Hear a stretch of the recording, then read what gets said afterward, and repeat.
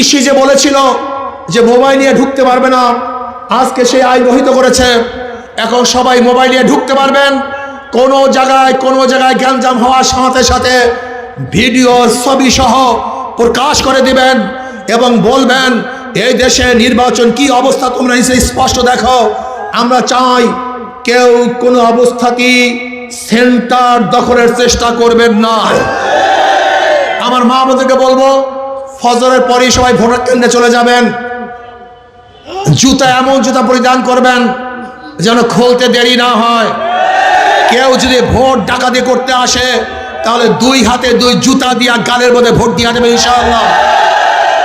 আর একটা কথা মনে রাখতে চাই, তোমাদের শরীরে রক্ত আছে, ওই ডাকাতদের শরীরে রক্ত আছে।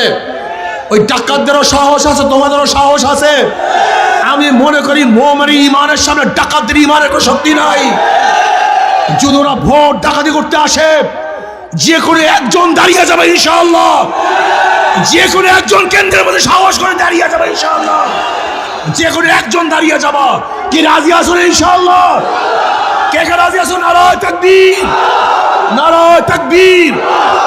একজন দাঁড়িয়ে যাবে, একজন তোমাকে মেরে ফেলুক, তোমাকে যদি কিচ্ছু করে, তোমাকে অ্যাসাল্ট করে, আহত করে, আল্লাহ না করুক তুমি যে শহীদ হয়ে যাও, আমি সবার সামনে ওয়াদা করতেছি তোমার পরিবারের জিম্মা আমি নেব ইনশাআল্লাহ। তোমার পরিবারের জিম্মা আমি নেব ইনশাআল্লাহ। তোমার সন্তান, তোমার স্ত্রীর জিম্মা আমি নেব। শহীদ হয়ে যাবা, কিন্তু কোনো অবস্থাতেই কোনো ডাকাতদেরকে ভোট কেন্দ্র ছাড়া যাবে না ইনশাআল্লাহ। আল্লাহ আমাকে এবং আমাদের সবাই কবুল করে নেন।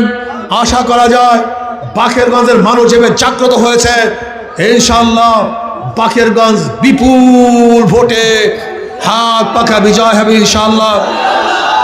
আর আমি আর একটা কথা বলে শেষ করব, আমার প্রতিপক্ষ যেই ভাইরা আছেন, খাস করে মিথ্যা কথা বলবেন না, মিথ্যা কথা বলবেন না। মিথ্যা বলায় আমাদের জামাতি ভাইরা মনে হয় বিশ্ব চ্যাম্পিয়ন হয়েছে এখন বর্তমানে।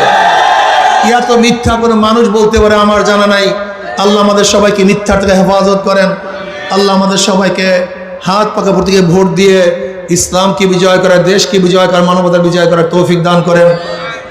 ইনশাআল্লাহ আমরা বিজয় হব ইনশাআল্লাহ। আসসালামু আলাইকুম।